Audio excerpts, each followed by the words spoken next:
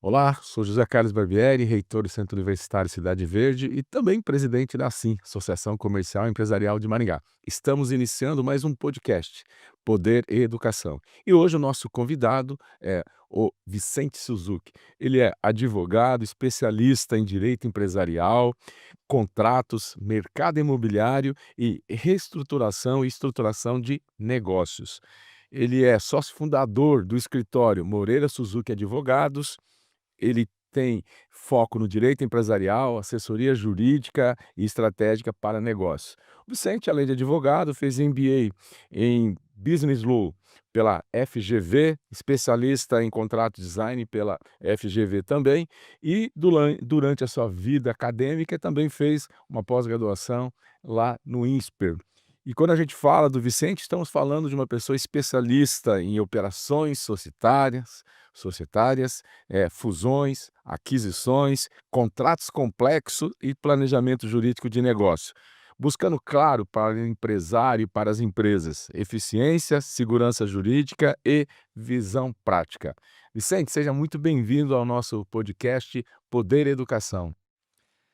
Barbieri, é um prazer enorme estar aqui, uma honra.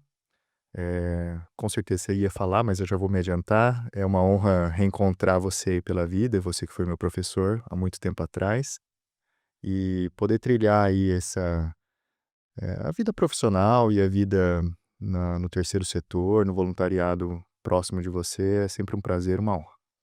Sabe que é um prazer, uma honra reencontrar alunos. E a gente, quando está dando aula, e tem muitos alunos assistindo, muitos da área de licenciatura, então serão professores.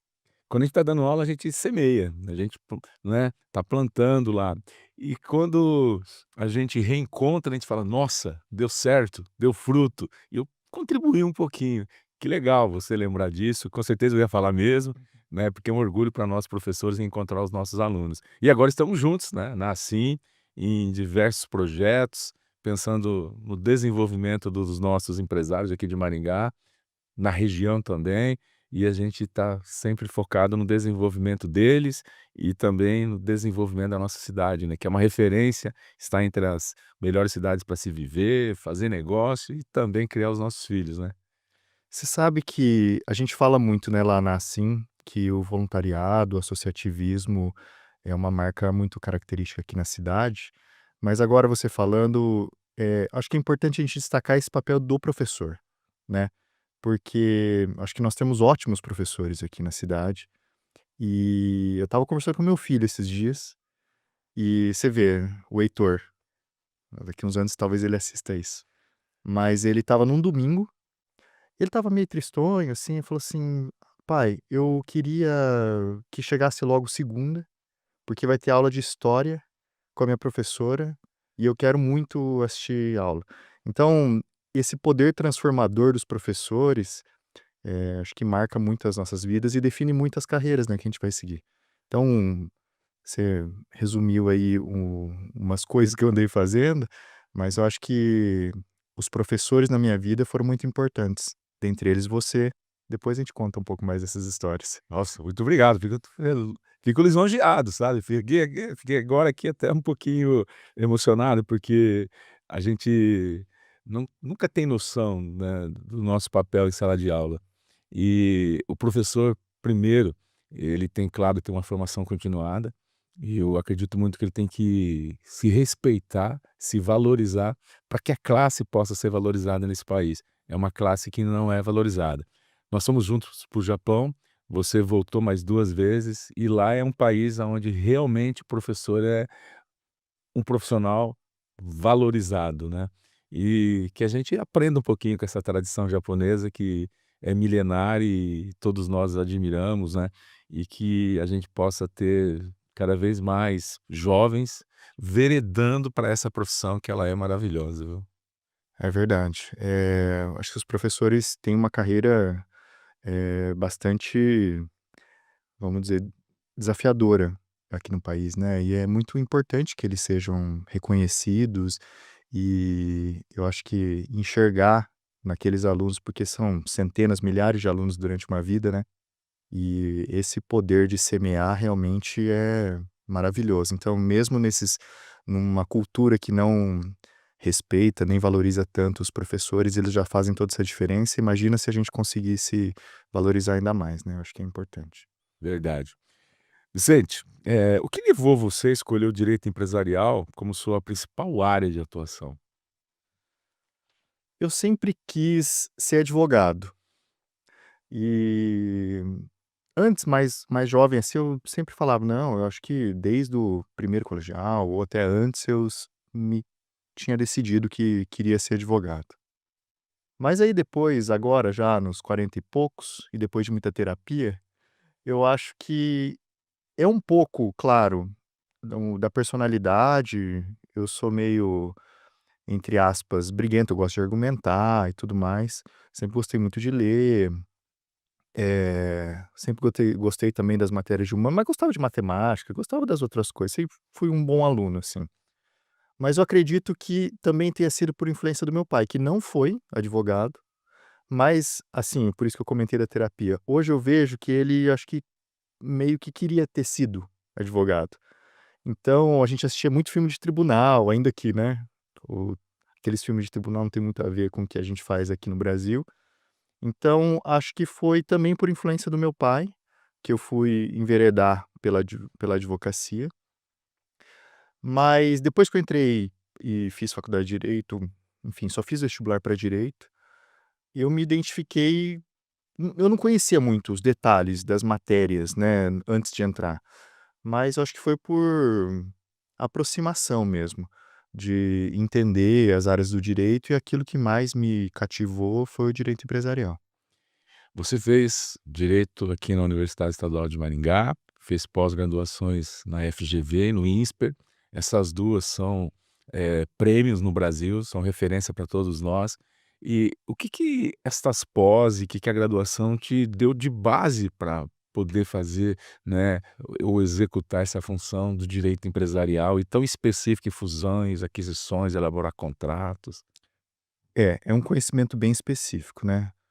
Eh, Hoje lá no escritório a gente trabalha com pessoas muito jovens, né, a gente tem esse viés de formar, então a gente gosta muito de ter estagiários, e temos advogados hoje. A advogada mais sênior nossa hoje, ela foi nossa estagiária, entrou no segundo ano de faculdade lá no escritório. E eu costumo dizer para eles que quando você faz, graduação, é meio que quando você implanta um jeito de pensar aquela profissão dentro da sua cabeça. Você não necessariamente vai aprender detalhes práticos daquela profissão. Só que se você não tiver esse hardware instalado dentro da cabeça durante a graduação, você não consegue criar os raciocínios necessários para aquela profissão. Então, a graduação, e eu tenho também muita gratidão por ter me formado na UEM, ter tido ótimos professores, me deu um embasamento de raciocínio jurídico e de teoria do direito, assim, muito boa. Então, isso cria uma base sobre a qual você depois, adquire conhecimentos específicos. E aí, a partir do momento que eu decidi trilhar essa carreira do direito empresarial, eu senti necessidade de buscar esses conhecimentos mais específicos. E aí eu acho que existe a pós-graduação, que na pós-graduação você usa aquela base sólida que você consegue na graduação, e aí aprofunda, né, em determinadas matérias. E aí, sempre tive esse desejo. Na época, eu não conseguia, cheguei a pensar em me mudar para São Paulo para fazer graduação e tudo mais. A gente não tinha, capacidade para fazer isso. Então eu acabei, meio que realizando, acho que um sonho, fazer pós-graduação nessas instituições aí, que são realmente de ponta. Hoje você trabalha com aquisições, fusões, reestruturações ou reorganizações societárias. Quais são os maiores desafios? Principalmente quando você está mexendo com uma coisa muito complexa, que é negócios, e esses negócios, muitas vezes, fusões não acontecem do dia para a noite, é demorado, tem que ver muitos pontos positivos, pontos negativos, às vezes a empresa é familiar, né, às vezes existem vários sócios naquelas empresas. Quais são os maiores desafios? Porque às vezes até funciona ali como psicólogo, né. É verdade. Então, assim, a gente está falando muito de educação e eu acho que esse é o propósito, né. Eu falei da graduação e falei da pós. Na pós, a gente tem, a gente adquire aquilo que hoje se fala, né, que é hard skill, então é conhecimento técnico. Só que para atuar nesse tipo de operação, não é suficiente você ter a base da graduação e o hard skill específico da pós-graduação. Acho que o maior desafio, que foi a tua pergunta, é a multidisciplinariedade. Então, assim, não dá para você atuar em direito empresarial, em operações complexas, se você não conhece, por exemplo, sobre administração, gestão, negócio. Porque você precisa entender o negócio que você está operando para que os contratos, os documentos que vão refletir aquela operação efetivamente sejam equilibrados e mitiguem os riscos e potencialize os resultados daquela operação. Então, assim, eu tive que aprender muito sobre negócio para conseguir, então, não só da parte de gestão propriamente dita, mas da parte financeira, né? Então, precisa ter um conhecimento de finanças para poder fazer M&A, né? Operações societárias, ou mesmo contratuais. Precisa ter conhecimento de negociação, que é soft skill, porque realmente eh, as mesas de negociação são muito complexas, são valores muito altos envolvidos, interesses muito profundos envolvidos, então é importante ter essa habilidade de negociação e até mesmo de psicologia. Hoje, e eu gosto também de dizer isso lá no escritório, né, a gente preza muito pela capacitação contínua, então pela vida toda. Hoje o que eu estou fazendo de capacitação é um curso sobre psicologia positiva. É um curso online, mas é lá da Universidade Yale e fala sobre a ciência do bem-estar. Então tem, que é uma das grandes temáticas aqui do mundo atual, uma das dores que a gente mais enxerga, que é a saúde mental, né. Uhum. Mas os conceitos da psicologia positiva ajudam nessas operações mais complexas, porque realmente são muitos os viés, muitas as camadas, né. E e essa é a beleza. Eu gosto, assim, de quebra-cabeça, sabe, tipo puzzle. E, além de tudo isso, a gente tem ainda o cenário nacional, que muda a todo momento. E isso obriga você a continuar, com certeza, e mais os advogados que trabalham com você, constantemente se atualizar, estudar, né, porque o governo edita uma medida provisória, tem uma reforma tributária vindo aí, isso tudo também influencia muito. Influencia demais. Por isso que meu filho fala, né, o Heitor, a Luísa fala também: "Ah, papai, eu tô no quinto ano, eu tô no terceiro ano, falta só X anos para terminar o ensino médio". Aí eu falo para eles: "É, falta X anos para terminar o ensino médio, mas assim, você nunca vai parar de estudar". Eu falo: "Papai nunca para de estudar", porque vários desses cursos eu fiz já recentemente. E lá no escritório, por exemplo, a gente tem trilhas trimestrais de capacitação individuais por pessoa, e nós temos mais de 30 advogados e colaboradores lá no escritório. Cada um deles tem uma trilha específica que reúne hard skill, soft skill e hoje tecnologia. Por quê? Porque é inteligência artificial, enfim. Então, essas 3 vertentes, todos os dias e todas as semanas, cerca de 5 a 8% da carga de trabalho, a gente determina para capacitação. Justamente por conta dessas coisas que você está falando. Tipo, a gente navega, né, o empreendedor aqui no Brasil é um herói, né. E quem mexe com lei no Brasil ou quem estuda lei no Brasil também tem que ser um herói, porque é uma mudança, uma volatilidade gigante. Então é complexo, é complexo. No caso de vocês, né, mais complexo ainda, porque tem o jurídico, que muda constantemente, as atualizações, os acordos, né, e tem a empresa. Já é uma empresa considerável, de 30, 40 colaboradores, já é considerável. É. Agora, quando você está, né, elaborando esses contratos, conversando, fazendo pré-contrato, assim, o que que você dá de dica para que, os empresários tenham menos problemas ou não tenham problema de litígio lá na frente? Tem várias, mas vou tentar eleger algumas aqui. Sim, é muito complexo, eu concordo com Não, você. mas assim, uma das coisas muito importantes é entender que o contrato precisa ser equilibrado. Não existe mais aquele mundo de que, por conta da assimetria de informação, você vai querer colocar, entre aspas, "pegadinha" no contrato, né. Contrato é uma forma de você equilibrar vários pratos. Pensa então naquele equilibrista do circo, que está equilibrando vários pratos.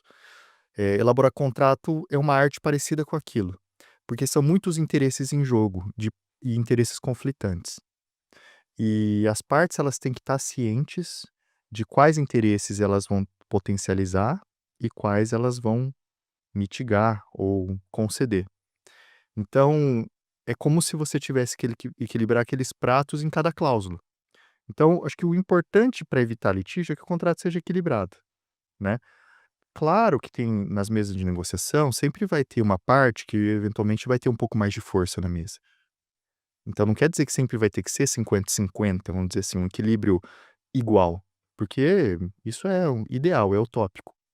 Mas ele tem que representar as posições das partes dentro daquela relação. Então esse é um primeiro ponto bastante claro, assim. E o outro é que, às vezes, os clientes, os empresários, eles até ficam incomodados, mas os que estão mais experimentados, eles já sabem. O advogado é aquele profissional que, quando está escrevendo contrato, ele pensa no que pode dar errado. E não quer dizer que o advogado quer que dê errado, porque eu acho que o advogado de negócios, né, nessa nossa área, a gente tem que ser catalisador de negócio e não aquele que gosta de barrar as coisas, porque empreender é risco, né, precisa tomar risco para empreender. Só que o empresário muitas vezes não gosta de pensar naquilo que pode dar errado, e a gente tem que ser esse provocador, fala assim: "Tá, mas e se der errado?" Porque é aí que também é a beleza do negócio. Porque pensar é muito melhor do que sofrer na pele aquele problema. Porque aí, se ele pensa e a gente consegue, por meio das cláusulas, mitigar esse risco, a chance de acontecer aquele problema que ele pensou, mas na pele, é muito menor de acontecer. Então acho que são 2 pontos Perfeito, legais. ótimo. Vocês também atuam no setor imobiliário, que é um setor que tem grande relevância, econômica. Se nós pensarmos aqui em Maringá hoje, nós temos em torno de 10.000 trabalhadores com carteira assinada atuando nesse setor. Então imagine a quantidade de empresas, de construtoras, de empreendedores que atuam. E quando vocês estão atuando, existe uma complexidade jurídica. O que é essencial para o investidor desta área? Poder fazer um investimento, ter tranquilidade, lá na frente. São vários tipos de investidores. A gente atua muito na estruturação dos próprios empreendimentos. E o mercado imobiliário, ele vem numa evolução muito grande. Então, se a gente enxergar, sei lá, algumas décadas atrás, as construções eram todas muito parecidas, principalmente aqui no interior, né? Sim. Então, pega os prédios de décadas atrás, eles eram muito parecidos. Só que hoje existe uma tendência muito forte, até pela necessidade das incorporadoras de se diferenciarem, de criarem empreendimentos diferentes. Sejam eles multiuso, então complexos que envolvem vários tipos de ocupação, né? Seja residencial, médica, comercial, shopping, estacionamento, teatro, enfim. Sejam, eh, por exemplo, condomínios horizontais de milhões de metros quadrados, que na verdade viram cidades. E a partir do momento que há esse tipo de empreendimento, existe a complexidade de você regular. É como mais ou menos o papel de uma pensando a prefeitura, a legislação ela precisa regular a cidade. Só que quando você cria comunidades dentro de empreendimentos imobiliários tão grandes que vão reunir dezenas de milhares de pessoas, é importante você criar porque é uma pequena cidade. Então existe essa complexidade de você regular todo esse ecossistema. Então, isso é o que mais a gente tem feito. Só que E aí é importante para o investidor, porque existe o investidor que vai fazer o empreendimento, mas existe o investidor que vai adquirir o empreendimento. E aí a dica é entender, de fato, o que que ele está comprando, quais são as regras que vão ser aplicáveis, se a governança daquele empreendimento foi bem feita, porque, não quero puxar a sardinha para o jurídico, mas eu já vi muito empreendimento, assim, que muito bem construído, só que deu errado, porque não tinha uma governança bem pensada. Então acho que essa é uma dica importante. Perfeito. Essa semana eu estava olhando no Instagram e eu vi que vocês, né, Moreira e Suzuki está fazendo um processo seletivo para estagiários. Então vocês, né, estão fazendo de tudo. O vídeo é bem chamativo, bem focado na geração Z, né, na geração milênio. Então vocês têm ali, uma forma de atrair, lá dentro vocês vão desenvolver e reter esses jovens. É uma tarefa fácil para essa geração? Com essa geração? Não é, não é fácil, mas eu não concordo com as pessoas que simplesmente reclamam, sabe, da geração. Até, se você for ler, sempre a geração posterior vai dizer que a geração anterior ou que a geração anterior vai dizer da geração posterior praticamente as mesmas coisas, porque é um conflito geracional mesmo. Então acho que a gente tem que entender que são essas as pessoas que vão cuidar do mundo a partir de agora, né. Então não é um desafio fácil, mas é um desafio que a gente precisa tomar para si.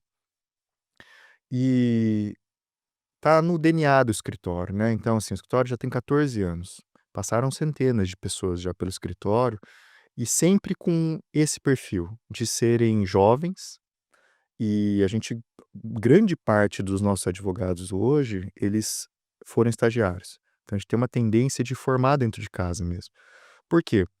Porque por mais que as faculdades de direito, tanto locais quanto de qualquer lugar, sejam ótimas, é impossível dentro de 5 anos você agregar todo o conhecimento e todas as áreas do direito necessárias para um profissional. Então, esse é um dos grandes desafios, porque algumas dessas matérias que eles, têm que conhecer para poder aplicar lá no escritório, nenhuma faculdade do direito do Brasil, eu acho, vai ensinar. Então tem que ser ele tem que ter essa capacitação. Então a gente acaba sendo meio, entre aspas, "professor", né. É um desafio, mas é muito gostoso, assim, ver as pessoas crescendo é muito legal. Hoje nós temos o curso de Direito, é um curso que mais tem alunos aí no Brasil. É um curso que é exclusivamente presencial, né. E para os alunos que estão nos vendo e que de repente sonham atuar nessa área empresarial, que habilidades e competências eles têm que ir desenvolvendo desde a graduação, que você já falou que é importante, você leu bastante, você foi estudando durante, a sua formação, para que eles possam realmente ingressar e ter sucesso lá na frente. A gente está passando por uma transformação, acho que eu não gosto muito do termo, mas eu acho que é o que mais, define, que é a tal da disrupção. Porque eu falava assim, eu inclusive já gravei um podcast anos atrás para falar um pouco sobre isso, e um dos grandes desafios é a quantidade de pessoas que são formadas em direito, né, ainda que grande parte deles efetivamente não queiram atuar. Mas os que querem atuar, então vamos pegar o pessoal que tem inscrição ativa na Ordem dos Advogados, são mais de 1 milhão. Aqui no Brasil nós temos mais advogados do que no mundo inteiro somados. Aqui no Brasil a gente tem mais escolas de direito do que no mundo inteiro somados. Então, para você se destacar num ambiente como esse, você precisa realmente se diferenciar. Então, e não tem uma receita pronta, mas é importante, essa foi a dica que eu dei naquele podcast, foi: qual é a sua diferenciação? Porque cada pessoa tem uma peculiaridade, tem uma personalidade, mas é importante querer se diferenciar. Porque se você não se diferenciar, não tem como, é muita gente. Mas hoje é um debate que a gente teve recentemente no escritório, a gente está se deparando com a inteligência artificial. E está crescendo muito rápido, né. Então quem usava ChatGPT 1 ano atrás, hoje é uma coisa absurda. Então, cada vez menos eu acredito que o conhecimento técnico, ele vá ser menos importante, eh, para a diferenciação. Então, eu sou da época que eu pesquisava em livro, jurisprudência, eu pegava nas RTs laranjinhas ainda na faculdade. Coisa que é impensável hoje. Então, eu acredito que além da diferenciação, hoje o que a gente acredita é que a capacidade de orquestrar a tecnologia é essencial, porque o mundo não vai ser de quem sabe mais, mas de quem consegue, acho que, operar mais a tecnologia. E na nossa área são as soft skills, porque assim, raciocínio crítico, eh, capacidade de equilibrar prato, como eu estava dizendo, negociação, relacionamento interpessoal, liderança, coisas que às vezes a gente acha que não são tão importantes e hoje eu acho que vai ser o diferencial. Para a advocacia, essas vão ser as habilidades, tanto é que nos nossas trilhas de capacitação a gente está colocando um componente forte para isso, porque eu acho que é isso que vai mudar o perfil do profissional aqui nos próximos anos. E é interessante você dizer, hoje é um dos cursos que mais tem alunos, nós temos mais profissionais da área do que no mundo todo, mais faculdades, né, de direito no Brasil do que no mundo todo. Então, realmente, você ter só a sua formação técnica não vai ser suficiente. E daí a importância, né, de você escolher uma área, e além de você escolher uma área, você se especializar. Ou seja, a educação continuada para um profissional que quer se destacar é fundamental. Existe uma frase do Cortella que ele diz o seguinte, que o profissional medíocre, né, ele vai ficar numa vala. E se eu quero subir dessa vala, eu não tenho outra saída a não ser realmente me especializar, estudar, aumentar minha rede de contatos, né, isso você concorda que é fundamental então, né? É fundamental, educação para a vida toda, né. Eh, e tem acho que 2 eixos. Um é a vertical de aprofundamento e especialização, mas eu acredito muito também no eixo horizontal de que você precisa conhecer muita coisa, no sentido de variedade. Então o profissional completo hoje, ele precisa ser muito bom na sua especialidade, mas eu acho que o diferencial, ele vem das outras coisas, como eu disse. Então saber de economia, contabilidade, música, arte e cultura em geral, geografia, história, isso tudo, acaba moldando e criando esse diferencial. Porque se a gente for pensar apenas no conhecimento específico, muita muitas pessoas conseguem ter aquele conhecimento específico. Agora, aquele conhecimento específico aplicado dentro de uma cultura formada de várias multifacetado, vamos dizer assim, eu acho que esse é o que torna você diferente dos outros. Então eu acho que essa é a dica. E você foi falando aqui como você buscava suas atualizações. Eu lembro que na minha época a gente tinha que fazer fila para pegar um livro para poder estudar. E quando você pegava o livro, você tinha um tempo curto para usar o livro e poder devolver, porque tinha gente na fila. Então a gente também enfrentava uma outra fila depois, que era a fila do xerox. Hoje aqui na UniCV, o nosso aluno de direito, por exemplo, ele tem a revista dos tribunais online, que para vocês profissionais é fundamental, porque sai um acordo hoje no tribunal superior, qualquer tribunal superior, amanhã já está publicado. Além disso, eles têm mais 4 bibliotecas virtuais. E a gente vê a dificuldade do nosso aluno ter acesso a isso. A gente enfrentava fila para pegar o livro, enfrentava fila para o xerox, certo? E a gente tinha que ficar no físico. E hoje eles têm toda essa facilidade e ainda tem aquela baixa aderência a essa tecnologia, né? E como você muito bem disse, não tem saída. Você tem que estudar e a tecnologia veio para ajudar. Então, você que é nosso aluno aí, utilize as bibliotecas virtuais. Você que é nosso professor, estimule os alunos a usarem, oriente como usar, porque faz toda a diferença na formação. Hoje é muito mais fácil, né? Muito mais fácil. Eu assino também, tá, a biblioteca virtual, essa inclusive que você mencionou. E eu na minha história, assim, meu pai, mas eu também sempre gostei muito de livro. Só que eu desisti. Eu ainda era aquele que lutava: "Ah, não, porque vamos comprar livro", desisti. Hoje em dia no escritório a gente assina as bibliotecas virtuais e, cara, acesso imediato. É igual a Spotify, né. Antes, pra ouvir música, a gente tinha que esperar no rádio ou comprar fita cassete, essas coisas. Hoje tem, tipo, qualquer música a qualquer momento. Hoje, o Exato. conhecimento é isso, não existe mais a barreira do conhecimento. Acho que a grande questão é a curadoria, mas você tem que se mover em direção ao conhecimento e não esperar, porque o conhecimento ele não passa por, eh, osmose, para usar um termo da tua é, Exatamente. Não passa por osmose não. é, Você tem que buscar, você tem que ir atrás. é. Vicente, muito obrigado, né, passou rápido, 30 minutos, a gente falou sobre a importância do professor no começo, fiquei até emocionado e lisonjeado, né, falamos da importância de você ter uma formação consistente, técnica, e de você buscar uma especialização daquela área que você gosta, que você, né, quer ser um diferencial. E nós estamos falando aí para 140.000 alunos da nossa instituição, se você quiser deixar um recado para eles, independente da área que eles estejam fazendo, já falou da importância de estudar, de ter uma formação continuada, mas de repente tem mais ainda uma dica para um profissional que é um profissional de sucesso, né, de um escritório que é referência aqui para toda a nossa cidade e região. Barbieri, primeiro de tudo, foi muito rápido mesmo, porque é uma conversa muito prazerosa. Obrigado pelo convite mais uma vez, é uma honra. E além de amar estudar, amar o conhecimento, eu acho que você tem que amar o que você faz. É bobo, né, pode parecer, mas eu acredito que eu só cheguei até aqui porque eu realmente gosto do que eu faço. Porque se a gente todo dia a gente tiver que arrastar corrente para fazer aquilo que a gente faz, é mais difícil, né.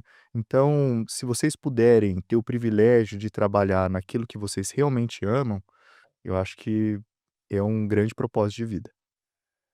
Então, muito obrigado, Vicente. Vicente Suzuki, do escritório Moreira Suzuki, aqui de Maringá, especialista em direito empresarial, aquisição, fusão, elaboração de contratos complexos, principalmente empresarial, na área imobiliária. Esteve aqui falando com os nossos ouvintes, vocês que estão na nossa rádio UniCV, e também, claro, vocês que vão assistir no YouTube. Então, lembrando, este podcast vai estar na Rádio UniCV e também no YouTube do nosso centro universitário. Então, muito obrigado pela presença, muito obrigado por esse papo. Quero dizer para vocês que é importante você ter em mente que a educação transforma e ela abre portas para todos os profissionais. Então, um grande abraço, até o próximo podcast.